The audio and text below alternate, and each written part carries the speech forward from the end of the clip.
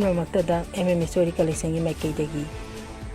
ꯇꯔꯥꯝ ꯅꯣꯛꯆꯕ ꯂꯣꯏꯅꯅ ꯃꯁꯤꯒꯤ ꯑꯣꯏꯕ ꯄꯥꯎꯁꯤꯗꯒꯤ ꯃꯔꯨꯑꯣꯏꯕ ꯄꯥꯎ ꯈꯔ ꯈꯪꯍꯟꯖꯔꯤ꯫ ꯃꯈꯥꯟ ꯔꯤꯂꯤꯞ ꯀꯦꯝꯞꯇ ꯆꯪꯖꯐꯝ ꯂꯧꯔꯤꯕ ꯚꯤꯛꯇꯤꯝ ꯐꯦꯃꯤꯂꯤꯒꯤ ꯑꯋꯥꯕꯗ ꯁꯔꯨꯛ ꯌꯥꯈ꯭ꯔꯦ꯫ ꯃꯤꯆꯝ ꯐꯥꯔꯒ ꯍꯣꯁꯇꯦꯖ ꯑꯣꯏꯅ ꯊꯝꯂꯕ ꯃꯇꯨꯡ ꯍꯥꯠꯄ ꯑꯁꯤ ꯇꯦꯔꯣꯔꯤꯖꯝꯒꯤ ꯈ꯭ꯋꯥꯏꯗꯒꯤ ꯋꯥꯡꯕ ꯊꯧꯑꯣꯡꯅꯤ꯫ ꯕꯤꯃꯣꯜ CNWEESꯗ ꯃꯤꯠꯌꯦꯡ ꯆꯪꯕꯤꯅꯕ ꯒꯕꯔꯅꯔꯗ ꯇꯛꯁꯤꯟꯈ꯭ꯔꯦ꯫ BJP ꯂꯩꯉꯥꯛꯅ ꯄꯨꯝꯅꯃꯛ ꯄꯥꯏꯁꯤꯟꯈ꯭ꯔꯕ ꯃꯇꯨꯡꯗ ꯃꯤꯌꯥꯝꯁꯨ ꯀꯟꯇ꯭ꯔꯣꯜ ꯇꯧꯅꯕ ꯍꯣꯠꯅꯔꯛꯂꯤ꯫ ꯑꯣꯖꯣꯏ ꯃꯅꯤꯄꯨꯔꯗ ꯁꯤꯚꯤꯜ ꯋꯥꯔ ꯊꯣꯛꯅꯕ BJP ꯂꯩꯉꯥꯛꯅ ꯁꯤꯟꯕ ꯊꯧꯁꯤꯜꯅꯤ꯫ ꯅꯥꯒꯥ 3ꯀꯤ ꯃꯤꯍꯥꯠ ꯏꯟꯗꯤꯄꯦꯟꯗꯦꯟ ꯑꯣꯏꯅ ꯊꯤꯒꯠꯍꯟꯒꯗꯕꯅꯤ꯫ NPCM ꯈꯣꯟꯁꯥꯈꯣꯜꯒꯤ ꯃꯤꯑꯣꯏ 3ꯄꯨ ꯃꯤꯅꯨꯡꯁꯤ ꯈꯪꯅ ꯍꯥꯠꯈꯤꯕꯒꯤ ꯊꯧꯑꯣꯡ ꯀꯟꯗꯦꯝ ꯇꯧꯏ꯫ ꯂꯨꯞ 5 ꯀꯣꯚꯤꯗꯇꯒꯤ ꯍꯦꯟꯅ ꯁꯥꯊꯤꯕ ꯅꯤꯄꯥ ꯚꯥꯏꯔꯁꯀꯤ ꯀꯦꯁ ꯊꯦꯡꯅꯈ꯭ꯔꯦ꯫ ꯃꯤꯌꯥꯝꯅ ꯃꯤꯠꯌꯦꯡ ꯆꯪꯕꯤꯌꯨ KCPMC ꯁꯥꯔꯝꯆꯠ ꯆꯠꯄ ꯃꯤꯒꯤ ꯊꯧꯑꯣꯡꯅꯤ꯫ ꯁꯤ ꯄꯥꯎ ꯁꯟꯗꯣꯛꯅ ꯑꯃꯨꯛ ꯄꯤꯖꯔꯤ꯫ ꯈꯣꯟꯁꯥꯈꯣꯜꯒꯤ ꯈꯨꯟꯖꯥꯎꯕꯨ ꯐꯥꯔꯒ ꯍꯣꯁꯇꯦꯖ ꯑꯣꯏꯅ ꯊꯝꯂꯕ ꯃꯇꯨꯡ ꯍꯥꯠꯄ ꯑꯁꯤ ꯇꯦꯔꯣꯔꯤꯖꯝꯒꯤ ꯈ꯭ꯋꯥꯏꯗꯒꯤ ꯋꯥꯡꯕ ꯊꯧꯑꯣꯡꯅꯤ꯫ ꯃꯦ 2023ꯗꯒꯤ ꯍꯧꯔꯛꯈꯤꯕ ꯏꯔꯥꯡ ꯑꯁꯤꯒꯤ ꯃꯅꯨꯡꯗ ꯈ꯭ꯋꯥꯏꯗꯒꯤ ꯃꯤꯅꯨꯡꯁꯤ ꯌꯥꯎꯗꯕ ꯊꯧꯑꯣꯡꯁꯤꯡꯒꯤ ꯃꯅꯨꯡꯗ ꯑꯃꯅꯤ ꯍꯥꯏꯅ ꯂꯣꯛ ꯁꯚꯥꯒꯤ ꯃꯦꯝꯕꯔ ꯑꯉꯣꯝꯆꯥ ꯕꯤꯃꯣꯜ ꯑꯀꯣꯏꯖꯝꯅ ꯑꯀꯟꯕ ꯃꯑꯣꯡꯗ ꯀꯟꯗꯦꯝ ꯇꯧꯈ꯭ꯔꯦ꯫ ꯉꯁꯤ ꯀꯥꯡꯄꯣꯛꯄꯤ ꯗꯤꯁꯇ꯭ꯔꯤꯛꯀꯤ ꯃꯈꯥꯟ ꯚꯤꯂꯦꯖꯇ ꯆꯪꯖꯐꯝ ꯂꯧꯗꯨꯅ ꯂꯩꯈꯤꯗ꯭ꯔꯕ ꯃꯤꯑꯣꯏꯁꯤꯡꯒꯤ ꯚꯤꯛꯇꯤꯝ ꯐꯦꯃꯤꯂꯤꯒ ꯎꯅꯗꯨꯅ ꯑꯋꯥꯕꯗ ꯁꯔꯨꯛ ꯌꯥꯈꯤꯕꯒ ꯂꯣꯏꯅꯅ ꯋꯥꯐꯝ ꯑꯁꯤ ꯐꯣꯡꯗꯣꯛꯈꯤꯕꯅꯤ꯫ ꯑꯋꯥꯕꯗ ꯁꯔꯨꯛ ꯌꯥꯈꯤꯕꯒ ꯂꯣꯏꯅꯅ ꯄꯥꯎꯃꯤꯁꯤꯡꯗ ꯐꯣꯡꯗꯣꯔꯛꯄ ꯋꯥꯐꯝꯗ 2023ꯗꯒꯤ ꯍꯧꯅ ꯂꯝꯗꯝ ꯑꯁꯤꯗ ꯊꯦꯡꯅꯔꯤꯕ ꯋꯥꯊꯣꯛ ꯂꯥꯟꯊꯣꯛ ꯑꯁꯤ ꯑꯋꯥꯕꯒꯤ ꯃꯁꯛꯅꯤ꯫ ꯋꯥꯊꯣꯛ ꯂꯥꯟꯊꯣꯛꯁꯤꯡ ꯑꯁꯤ ꯃꯇꯝ ꯆꯥꯅ ꯂꯥꯛꯁꯤꯟꯕꯒꯤ ꯃꯍꯨꯠꯇ ꯍꯧꯖꯤꯛꯇꯤ ꯐꯨꯔꯨꯞ ꯀꯌꯥꯗ ꯁꯟꯗꯣꯛꯇꯨꯅ ꯂꯤꯌꯥꯡꯃꯩꯅꯆꯤꯡꯕ ꯑꯄꯤꯛꯄ ꯐꯨꯔꯨꯞ ꯐꯥꯎꯕ ꯑꯋꯥ ꯑꯅꯥ ꯇꯥꯍꯜꯂꯤ꯫ ꯃꯇꯝ ꯁꯥꯡꯅ ꯇꯪꯗꯨ ꯂꯩꯇꯥꯗꯕꯒꯤ ꯐꯤꯚꯝ ꯂꯩꯔꯛꯄ ꯑꯁꯤꯗ ꯍꯥꯠꯅ ꯁꯨꯅꯕ ꯀꯌꯥ ꯑꯃ ꯊꯣꯛꯈ꯭ꯔꯦ꯫ ꯃꯁꯤꯗ ꯅꯍꯥꯟ ꯊꯣꯛꯈꯤꯕ ꯊꯧꯗꯣꯛ ꯑꯗꯨꯁꯨ ꯈ꯭ꯋꯥꯏꯗꯒꯤ ꯃꯤꯅꯨꯡꯁꯤ ꯌꯥꯎꯗꯕ ꯊꯧꯗꯣꯛ ꯑꯃ ꯑꯣꯏꯔꯤ꯫ ꯀꯝꯃ꯭ꯌꯨꯅꯦꯜꯒꯤ ꯋꯥꯊꯣꯛ ꯅꯠꯇ꯭ꯔꯒ ꯏꯔꯥꯡ ꯑꯃ ꯊꯣꯛꯂꯛꯄ ꯃꯇꯝꯗ ꯃꯤꯆꯝꯁꯤꯡ ꯍꯥꯠꯅ ꯁꯨꯅꯈꯤꯕꯗꯤ ꯌꯥꯏ, ꯑꯗꯨꯕꯨ ꯃꯤꯆꯝ ꯐꯥꯔꯒ ꯍꯣꯁꯇꯦꯖ ꯑꯣꯏꯅ ꯊꯝꯂꯕ ꯃꯇꯨꯡ ꯀꯣꯜ ꯕ꯭ꯂꯗꯇ ꯍꯥꯠꯄ ꯑꯁꯤ ꯍꯤꯔꯝ ꯑꯃꯠꯇꯗ ꯌꯥꯐꯝ ꯊꯣꯛꯇꯦ꯫ ꯊꯧꯗꯣꯛ ꯑꯁꯤ ꯋꯥꯈꯜꯅ ꯁꯥꯒꯠꯄꯒꯤ ꯋꯥꯡꯃꯗ ꯂꯩꯈ꯭ꯔꯕ ꯌꯥꯝꯅ ꯇꯝꯊꯤꯕ ꯃꯑꯣꯡꯒꯤ ꯀ꯭ꯔꯥꯏꯝ ꯑꯃꯅꯤ ꯍꯥꯏꯅ ꯂꯧꯏ꯫ ꯇꯦꯔꯣꯔꯤꯖꯝꯒꯤ ꯈ꯭ꯋꯥꯏꯗꯒꯤ ꯇꯝꯊꯤꯕ ꯊꯧꯑꯣꯡꯅꯤ ꯍꯥꯏꯈꯤ꯫ ꯊꯣꯛꯈꯤꯕ ꯊꯧꯗꯣꯛ ꯑꯗꯨ ꯈꯨꯟꯅꯥꯏ ꯑꯁꯤꯕꯨ ꯂꯝꯖꯤꯡꯗꯨꯅ ꯆꯠꯀꯗꯕ ꯚꯦꯂꯨꯁꯤꯡꯕꯨ ꯌꯥꯝꯅ ꯇꯥꯏꯑꯣꯟꯅꯔꯝꯕ ꯊꯧꯗꯣꯛꯁꯤꯡꯅꯤ꯫ ꯌꯥꯝꯅ ꯂꯥꯏꯕꯛ ꯊꯤꯕ ꯊꯧꯗꯣꯛ ꯑꯁꯤ ꯅꯤꯡꯉꯝꯗꯕ ꯐꯣꯡꯗꯣꯛꯄ ꯈꯪꯅ ꯌꯥꯔꯣꯏ꯫ ꯇꯝꯊꯤꯔꯕ ꯊꯧꯗꯣꯛ ꯑꯁꯤꯒꯤ ꯃꯥꯌꯣꯛꯇ ꯐꯨꯔꯨꯞ ꯀꯥꯡꯂꯨꯞ ꯈꯥꯏꯗꯅ ꯑꯆꯨꯝꯕꯁꯤꯡ ꯉꯥꯡꯐꯝ ꯊꯣꯛꯏ꯫ Chief minister women economic empowerment scheme CMWES ꯑꯃꯁꯨꯡ ꯃꯤꯌꯥꯝꯒꯤ ꯌꯥꯏꯐ ꯊꯧꯔꯥꯡꯁꯤꯡꯕꯨ ꯚꯣꯠꯀꯤ ꯌꯦꯡꯂꯒ ꯂꯥꯟꯅ ꯁꯤꯖꯤꯟꯅꯕꯒꯤ ꯃꯃꯤ ꯂꯥꯛꯄ ꯑꯁꯤꯗ ꯃꯅꯤꯄꯨꯔ ꯒꯕꯔꯅꯔꯅ ꯃꯤꯠꯌꯦꯡ ꯆꯪꯕꯤꯌꯨ ꯍꯥꯏꯅ ꯂꯪꯊꯕꯥꯜ ꯑꯦꯁꯤꯒꯤ ꯍꯥꯟꯅꯒꯤ MLA ꯑꯣꯀ꯭ꯔꯝ ꯖꯣꯏꯅ ꯋꯥꯀꯠꯈ꯭ꯔꯦ꯫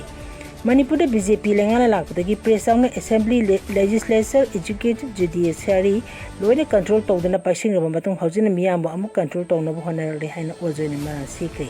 ꯍꯤꯔꯝ ꯑꯁꯤꯒ ꯃꯔꯤ ꯂꯩꯅꯅ ꯀꯋꯥ ꯍꯨꯏꯗ꯭ꯔꯣꯝ ꯂꯩꯀꯥꯏꯗ ꯂꯩꯕ ꯃꯍꯥꯛꯀꯤ ꯌꯨꯝꯗ ꯉꯁꯤ ꯄꯥꯡꯊꯣꯛꯈꯤꯕ ꯄꯥꯎꯒꯤ ꯃꯤꯐꯝꯗ ꯃꯍꯥꯛꯅ ꯃꯈꯥ ꯇꯥꯅ ꯍꯥꯏ ꯗꯦꯃꯣꯀ꯭ꯔꯦꯁꯤ ꯆꯠꯄ ꯂꯩꯕꯥꯛ ꯑꯃꯗ ꯇꯧꯔꯣꯏꯗꯕ ꯊꯕꯛ ꯇꯧꯔꯛꯂꯕꯗꯤ ꯑꯍꯦꯟꯕ ꯁꯛꯇꯤ ꯁꯤꯖꯤꯟꯅꯔꯒ ꯃꯗꯨꯕꯨ ꯊꯦꯡꯅꯒꯗꯕꯅꯤ꯫ ꯑꯗꯨꯕꯨ ꯃꯥꯂꯦꯝꯗ ꯈ꯭ꯋꯥꯏꯗꯒꯤ ꯑꯆꯧꯕ ꯗꯦꯃꯣꯀ꯭ꯔꯦꯁꯤꯅꯤ ꯍꯥꯏꯖꯔꯤꯕ ꯏꯟꯗꯤꯌꯥꯗ BJP ꯂꯩꯉꯥꯛꯅ ꯆꯠꯊꯔꯤꯕ ꯊꯧꯑꯣꯡ ꯑꯁꯤꯗꯤ ꯗꯦꯃꯣꯀ꯭ꯔꯦꯁꯤ ꯅꯠꯇꯦ꯫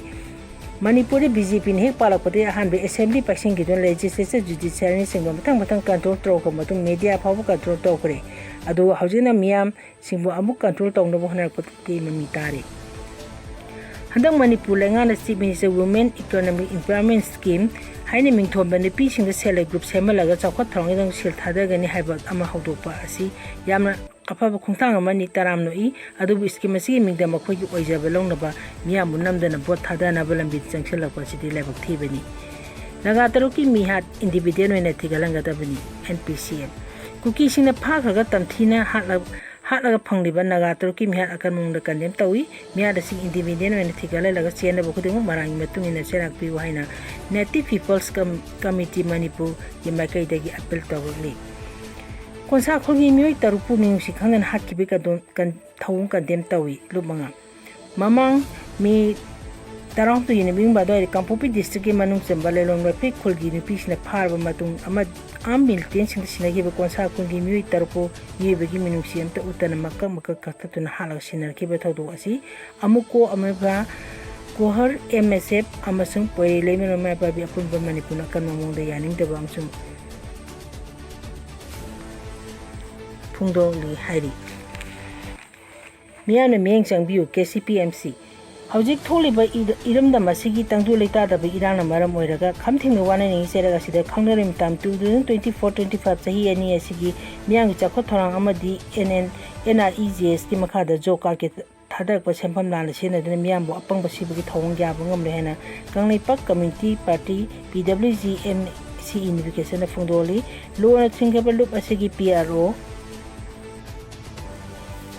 Singkai ngan thadokpa chero man hai hiangtang block ki makha da leiba Kodongpopi gram panchayat ki amot pasing miyam da amadi lupta sengdongna khangkhrabasu thawoi dabagi damak panchayat asida akan miyeng changlagani panchayat asina khuthu omba chemna media da lana pakhum piba khudatu lekodabani amadi makha ta na GPSC thabuk thorom da thingba thamle asigumba thawo asi tung matung da muhan da thoktana ba mari leine bo authority amadi miyam na kan miyeng changbiu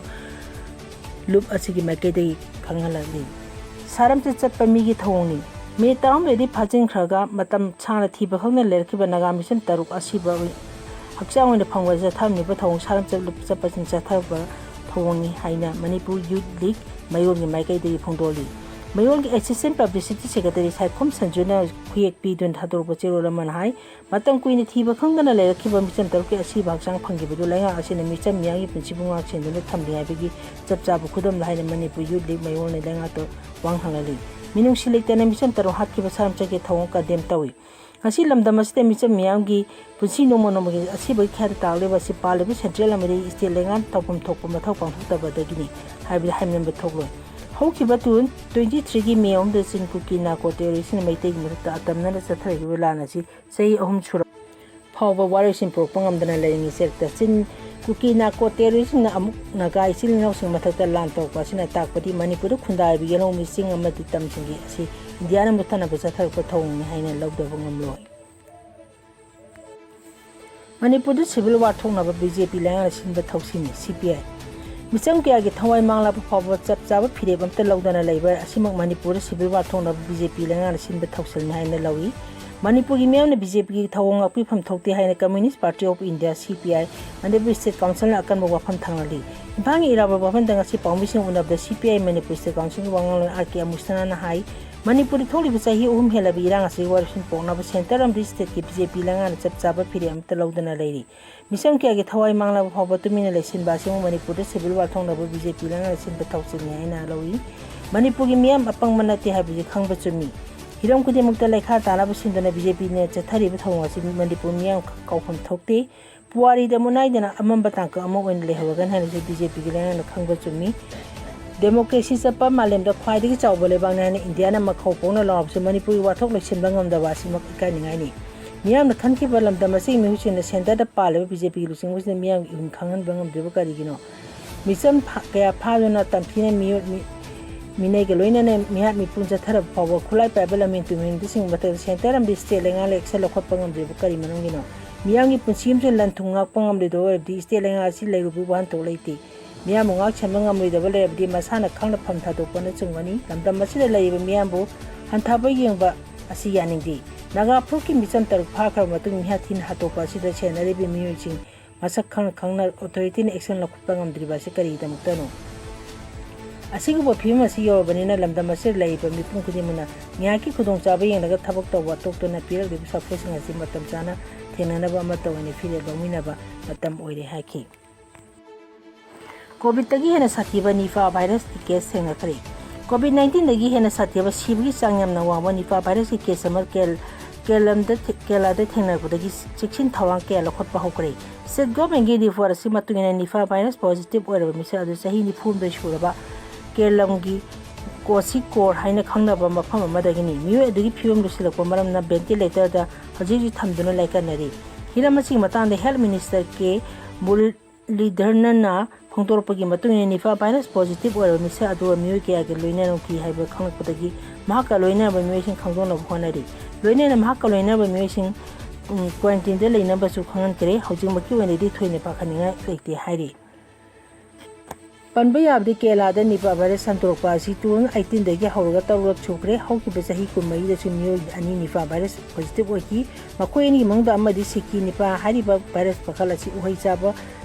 sikpi sing dagi sandoi India da ahan boina nipa virus case si 2001 da oiki nipa virus si COVID-19 dagi hena khongjin jana sandokan balaina amani COVID-19 ne miyo bigi lungs da attack tawi aduga nipa virus na miyo bigi brain da oina direct attack tawbana maram oiraga sibagi chang yamna wangi hairi hasi koina di matang asida paulu senjari punamu ko amka hani kai khumna usari